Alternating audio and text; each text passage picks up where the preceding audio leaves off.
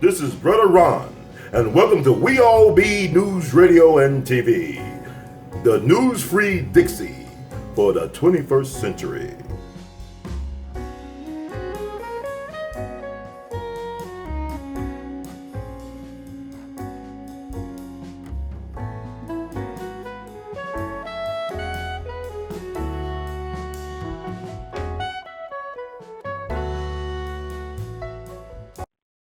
Hello, Judge.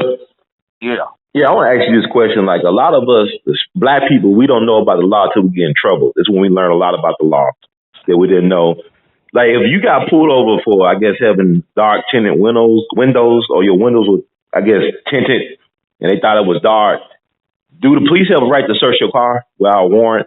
Do they have a right? Not for that. You said no?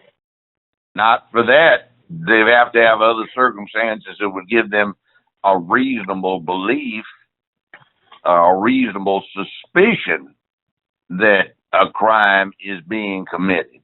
Now, the other thing, too, I tell people with these dark windows, if you're going to get them darkened up, you need that DOT sticker. It says Department of Transportation. They can't mess with you. That's not even cause.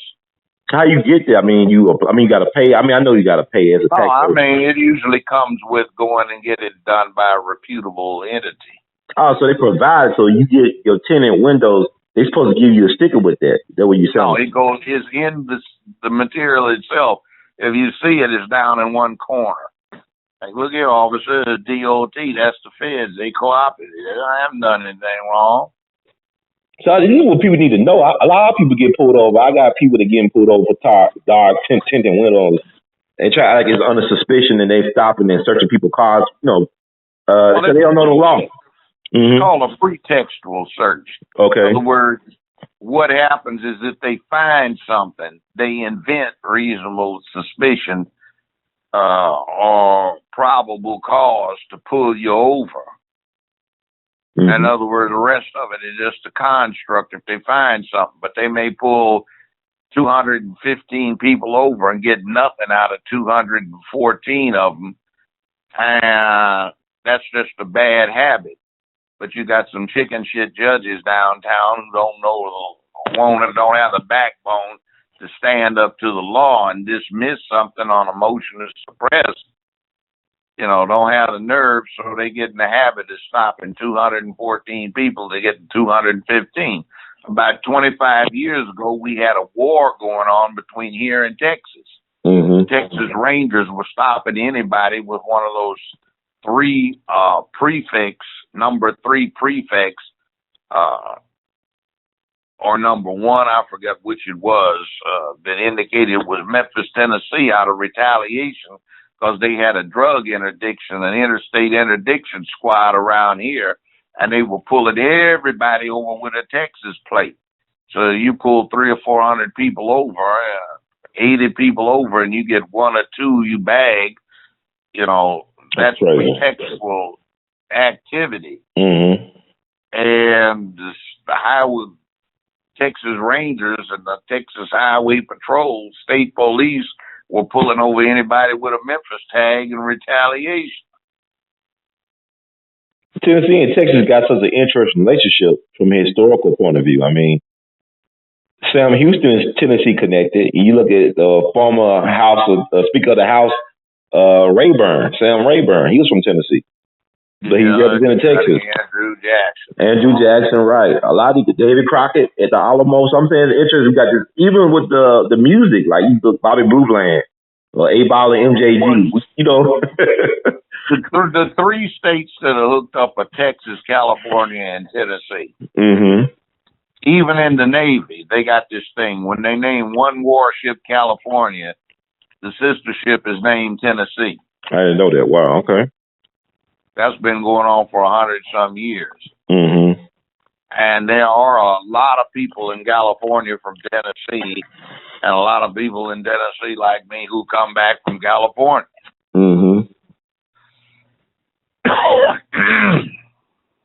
I just want people to know about that. I mean, can you refuse the search then without a warrant? Can you say I want a warrant, or just in other words, there's not much you can do when you're unarmed and somebody's armed, but you don't have to consent to it. Do you mind if we search your car? Yes, I do.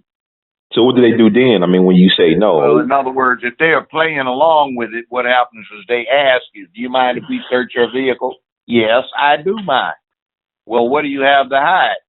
I have no comment on that. I do mind that you search the vehicle. Well, you may be here for a while. We'll have to get a warrant. Well, take your time.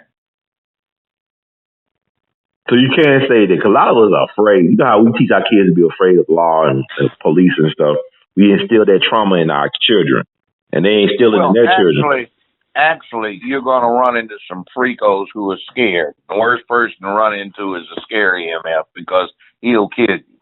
But the best thing to do is act with dignity and act with courtesy. It's good to say yes, sir, no, sir, etc. like that. I say that to everybody I talk to. If I don't know you well, if I know you well, then we can get familiar. Otherwise, if I don't know you, if you're around me, I always say yes, sir, no, sir, no matter who you are. That's how I be doing. I mean, it's a survival skill. You just need to learn how to navigate. That's not even survival. That's just out of respect. But if you keep it on that level, officer, what seems to be the problem? You're invited to inquire, That's your right as a citizen. Am I under arrest? Not at this time. Well, am I under suspicion? No. Well, may I leave? No. Well, in that case, by law, if you aren't able to leave, you may treat this as you are under suspicion. You are under arrest. So in that case, all of your rights apply. You don't have to tell them anything. You have a right to remain silent. The Fourth Amendment gives you a right to be free from unreasonable search and seizures. What usually happens is that they go ahead and search anyway. They got to come up with invent something, but it doesn't help if you consented to it. Because a lot of people say, how long am I going to be here if I don't? Well, you may be here for a good few hours. Oh, hell. Well, go ahead then. You should never do that. Right. You don't ever do that. It's like somebody, they come to your door. When we come in and search, no, you may not. You have a warrant. So I've been over people's houses, when I was practicing law way back when, like, can we come in and search? Well, man, yeah, no, he doesn't. Who are you? I said, I'm his lawyer. Oh. They back off then, huh? But you know the law. So, Joe, I can remember one case. We tried it in General Sessions. The man got convicted, and he got convicted in criminal court, and we won it on appeal. They wanted to come in and search this man's place. They had no probable cause. The criminal court judge wasn't really up on the criminal law. He was one of Andrew Jackson's fans, even kind of looked like him. That's why he was a fan. He's long retired, so he just said they should have slammed the door in the cops' faces. But when they stood up there and debated with them, then that became, interfering with their process. So he convicted them. But the Court of Appeals said they had no right of the authority to go in the person's place. So let's say, Judge, if you say, like, you get pulled over and the cops say, "Can I search your vehicle?" and you say no, and they do it anyway, and they found some contraband of some type, you still could stand a good case or a good chance of getting your case thrown out of court? Yeah, in other words, I mean, you may not, but you got to fight it. See, that's 97.6% of all of the people in the penitentiaries pled guilty. Just 2.4% went to trial and got found guilty. Wow. 85+% of those people that pled guilty confessed. See, everybody, I just want to get it over. Why do you see you get this? I just want to get it over with. No, it wasn't. Yeah, you didn't have to do that. But that becomes a motivating factor because they're scared. Mm-hmm. Well, see, I didn't have no good lawyer. No, I watched you. You forgetting you telling me a story I saw on the other side. I was a lawyer.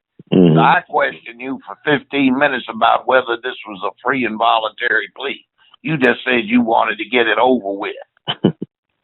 That's your life on the line, I though. railroaded you. Mm-hmm. I was actually hoping you'd set it for trial. Mm. But your weak mind, you sat up there, you got scared by the whole thing.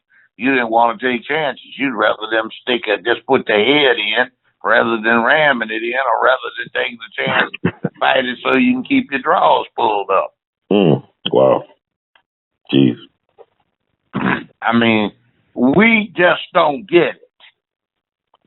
See, I mean, you just have no idea how often this happens. You have somebody out in your courtroom, they're playing OG, and they got their homies off in the courtroom and doing recess when they can talk. Yeah, man, well, we're going to get this down, man. It's like this, man, my lawyer, my son, we're going to kick some ass, man, blah, blah, blah, blah, blah, blah. So then when you're back in session, all right, defense, are you ready? State, well, Madam Court Reporter, can you bring your steno machine back to chambers? How long did it take you? About 4 or 5 minutes. Okay, we'll take an indeterminate recess. If anybody has anything, let my clerk know, and she can come get me. But we're going to listen in camera to the tape on this alleged confession. So you get back there and you're looking at this dude. He got snot running out of his nose, tears coming out of his eyes. Oh, what are you going to be? Where are you going to be talking about, Mama? Oh. Wow. Yeah, and he said everything he said. And then you get up to one. You don't have to talk. You have a right to remain silent. Now, look, if you feel ill at ease about this, we can stop everything right now. All you got to do is say, just stop. We'll stop. Make sure you get a lawyer you can consult with. If you can't afford one will be appointed to represent you. Well, son, we can't talk to you if you want a lawyer. Oh, Well, do you want a lawyer? Oh, man, y'all wrong. Oh.